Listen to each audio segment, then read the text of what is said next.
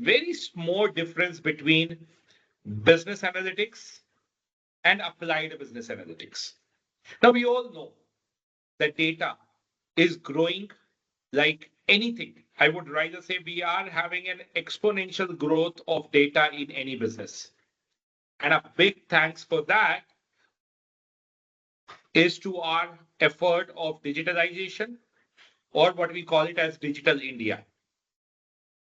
Now we know very well that in last couple of years, and very particularly last 7 to 8 years, the utilizations of digital platforms, let it be for the means of your transactions, let it be for the means of your purchase patterns through e-commerce, let it be for the means of your entertainment in OTT industry, your pattern of banking through a net banking app, or might be through a net banking platform, or even for that matter of fact, your patterns of sending WhatsApp messages and all that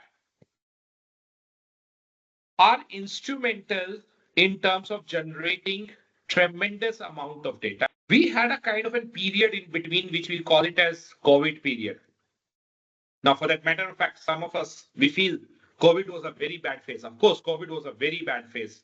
And particularly because of the number of people died in it, the healthcare facility and so on. But if I see the other side of the COVID has explained or has demonstrated to each and every Indian that technology can actually be used to do some of the day-to-day tasks, particularly in businesses or in corporate world. And because of that, post-COVID era into which we are right now is seeing a lot of attraction towards AI, generative AI, technology-enabled businesses, and so on. All this generates tons and tons of data, user data, customer data, my client data, my financial transactional data, and so on. Now, each and every organization have this dream to utilize this 100% data and make some better decisions. But that doesn't happen. You will be surprised to know even a full-fledged company which is into data processing or data mining from last 10 years are still not able to utilize more than 20-25% of the data what they actually produce. Because of various reasons which I'm going to talk might be slightly later.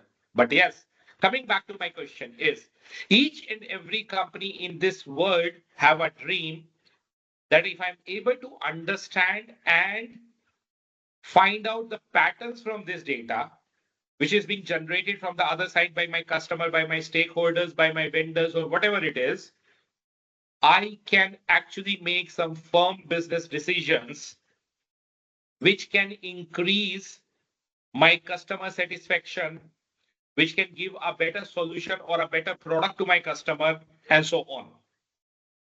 And that's where each and every organization around the globe is spending lot of money in terms of collecting this data, storing this data, processing this data, analyzing this data, and then bringing insights from this data. On a piece of paper, it includes very simple transaction, right? What we do, we collect the data, we store the data, we process the data, we do the mining of the data, and we generate insight. But that's how it doesn't happen.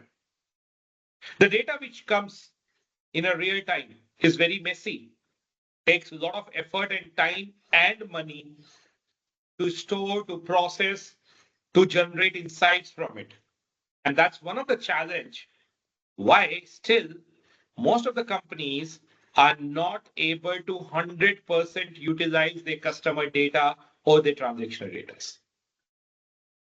However, each organization, because of this data and the data mining process, what they wanted to capitalize on, are aware about the concepts of business analytics, data science, data analytics, and so on.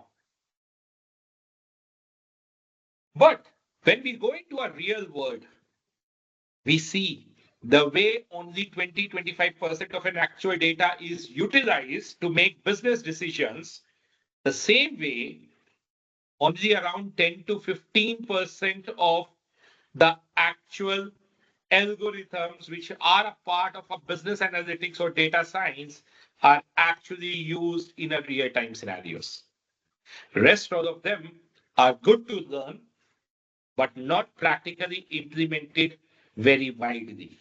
And that's differentiate between what a business analytics is all about versus what's an applied business analytics.